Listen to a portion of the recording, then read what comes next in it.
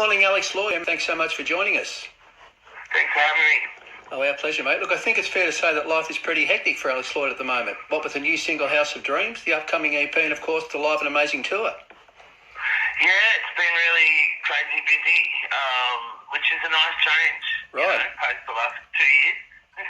Yeah, fantastic. Look, now if we can start with your own wonderful new single House of Dreams, congratulations, another fabulous Alex Lloyd song. Thank you very much. Yeah, I'm really happy with it. It's, and the video we just made for it just really speaks to where I was coming from with it all, which was sort of centered around, kind of, I guess, lockdown in the sense that, we're all inside our flats or houses, frustrated about the situation and also feeling, nervous about such a kind of unprecedented time. I just wanted to create a space in my music where I could escape to, and hopefully others could too.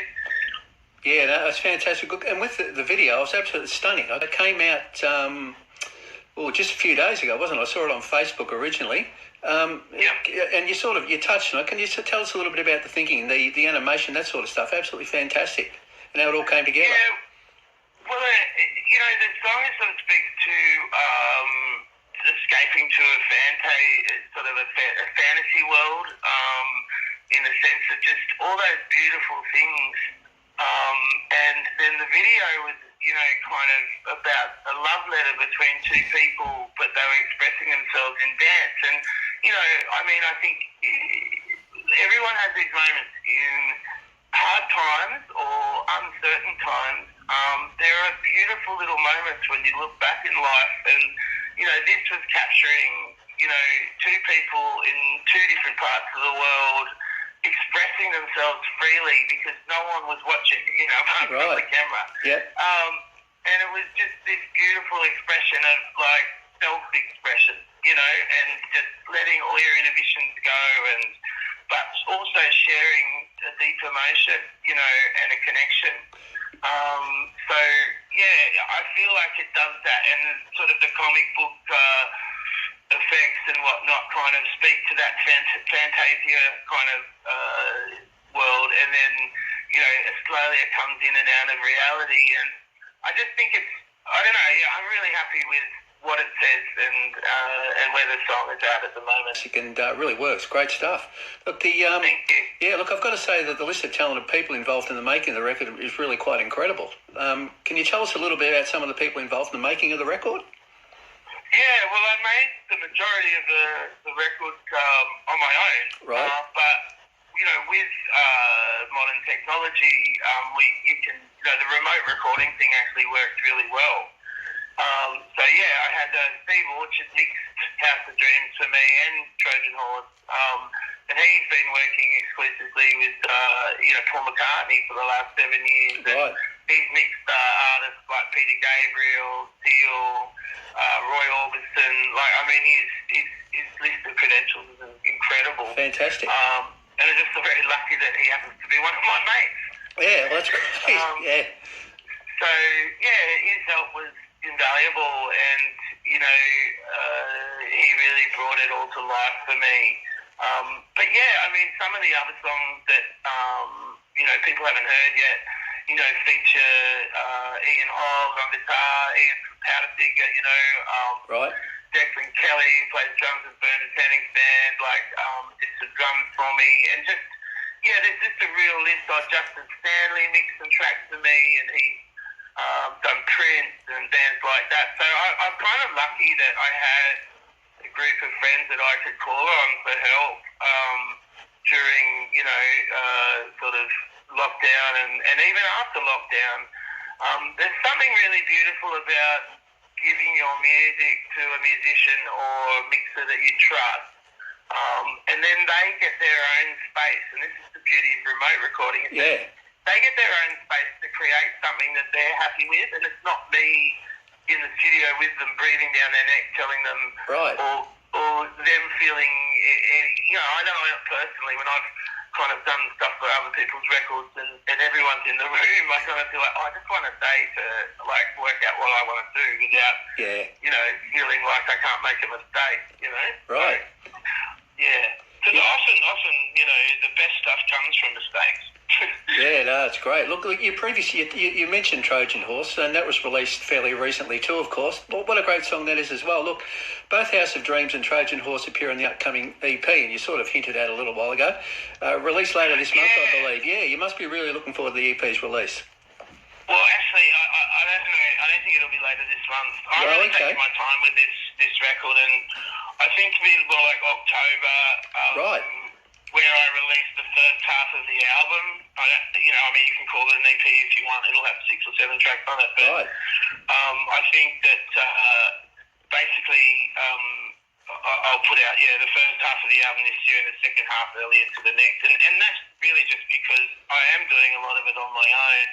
So it just takes a bit longer to get the desired result. Yeah, great. Look, and it's been a while since your last album, of course.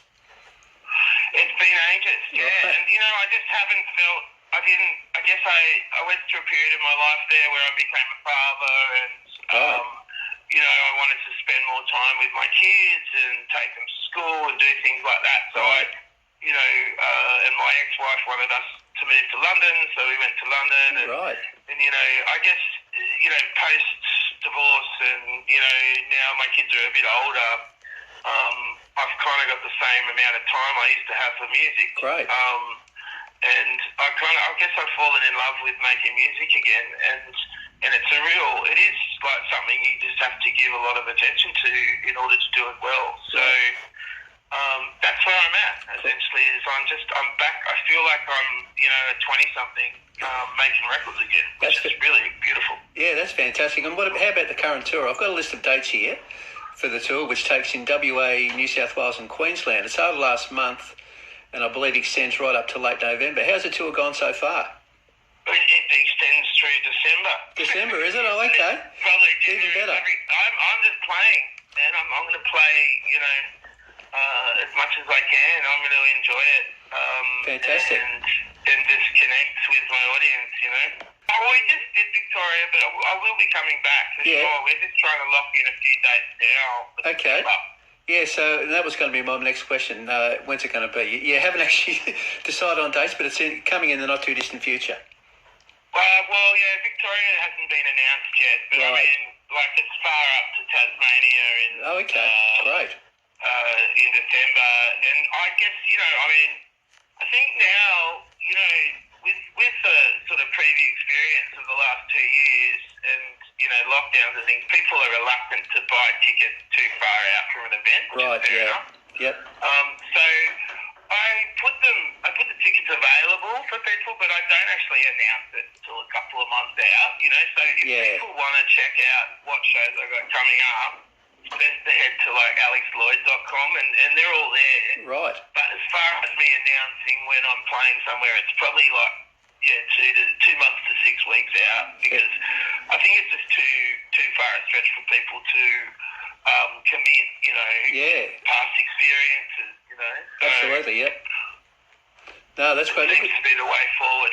Yeah, fantastic. Look, if we can turn back the clock for a moment and talk about the early days of Alex Lloyd's music career. Now, you're a Sydney boy, of course, Balmain, I believe, to be precise. I grew up in Balmain. Yeah, and look, and I believe one of the first bands you were in as a teenager won the 1990 Balmain Battle of the Bands competition. How cool was that? What were those days like? Well, that was me learning, how to... learning my craft, I guess, learning how to play in front of an audience. Right. I was a bass player, singer back then.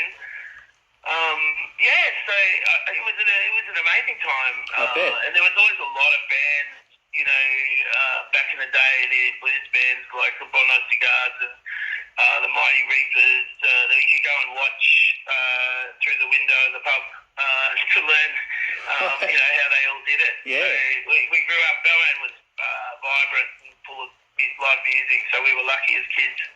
Fantastic. I've got to ask you about this. I saw a post on your Facebook page which included a photo of you playing in Mick Taylor's band at the Bridge Hotel in Rozelle in Sydney in 1992 when you were just 18. Yeah, look, Mick Taylor from the Rolling Stones, of course.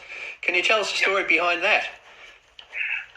Well, I played at the Bridge for a long time, from the age of 16 to about 20, and at some point Mick Taylor had come out to do a tour in any of the band, so I got asked to play bass. Fantastic. In his band, which was great. I mean, it was such an amazing experience to work with one of the Rolling Stones. Yeah, what a great photo. It's got you got the long hair happening, falling in the eyes, and playing the bass. It's a great photo on Facebook. I know. Yeah, because a lot of people would only know me from playing acoustic guitar. Yeah, absolutely. Bass is actually my first instrument. It's like it's probably I'm most proficient on that than any other instrument. Yeah, you're probably being a bit modest, but anyway. Well, how about the decision to pursue a solo career? Why the decision to become a solo artist? Because you played in bands early on, obviously. Well, I was in Mother Hubbard, and we did all right. We got some airplay on Triple J, and we actually had another 2 most played songs on radio prior to that. But it was just I was in a band, and I was always very sure about how I wanted the drums to sound, or how I wanted certain instruments to sound. I think I just annoyed everyone in my band because I was always so insistent on them doing it the way I wanted it. And I felt bad. So eventually I ended up just going, I discovered the sampler, where I could make my own drums. And, this is when, you use an Atari computer, which is a very basic computer with about 2 meg of memory. And that triggered the sampler, and I could make my own drums. Yeah. And I didn't have to have arguments with the drummer anymore. And I thought, I'm doing everyone a favour, by just going on my own. And that was basically what it came down to. Yeah, I think I'd written a few songs for Black the Sun at that point, and I wanted, I asked the band if they were, they didn't like them. So I kind of... They didn't like them? No, it wasn't. Well, we were like a heavy rock band. Right. I'm guessing it's probably a decision some of them might be still regretting to this day, mate, to say that. I don't know about that. Yeah, it was just something. I felt like it was something I needed to do. Yeah, look, and you mentioned Black the Sun, of course. Things happened pretty quickly for you after that. Yeah, I was lucky with Black the Sun. That got me. I got to tour all over the world with that record, and go to parts of the world that I'd never been before. Actually, prior to making it, I hadn't been anywhere overseas. Right. So I went to all over Europe and parts of America. So Black the Sun did. It really kind of it was where it started. Sure. Yeah, fantastic. Look, and I've got a list here: 4 consecutive albums to make the ARIA top 10, 3 of which went platinum, and the other one gold, and that's some sort of achievement. And also 3 ARIA awards as best male artist. Wow, you must be really proud of what you've achieved in your career so far. Yeah, I am really proud, and it's something that my kids can be proud of. Like both my older boys, musicians, and write songs, and fantastic. So I guess that's some form of legacy I can pass on to them. Yeah, absolutely. Yeah, now, look, before we let you go, Alex, can we talk about the future for Alex Lloyd for a moment? You mentioned the album coming out in 2 parts, and of course the current tour is going. But once that's done and dusted, are you thinking ahead any further than that, or it's a little bit too early to say? Well, I'd like a European tour next year. I'd like to get back to America as well. The world's opening up again. Great. I miss it, Yeah. I was saying, I love Australia. I love the fact that, I do feel blessed to be able to live here, but just to get out there and see and feel and, hear different culture and language has always been important to me. But, I think I love the fact that, I can just make a song and release it within a couple of weeks of making it, So that to me was something I always wanted to do early on in my career. Right. But, with a major label, there's a release schedule and this artist's coming out then and you have to slot into this bit or wherever. Right. I don't have to do that anymore because I only have myself to answer to, which I think is wonderful. Right. In saying that I only have myself and my fans to answer to. That's a good way to be for me. Fantastic. Look, thanks so much, Alex, for joining us today. It's been an absolute pleasure. Thank you so much for having me. Oh, no worries. Look, and good luck with House of Dreams and Trojan Horse, of course, and the album. Cannot wait for that. Coming out in 2 parts, and the tour, of course.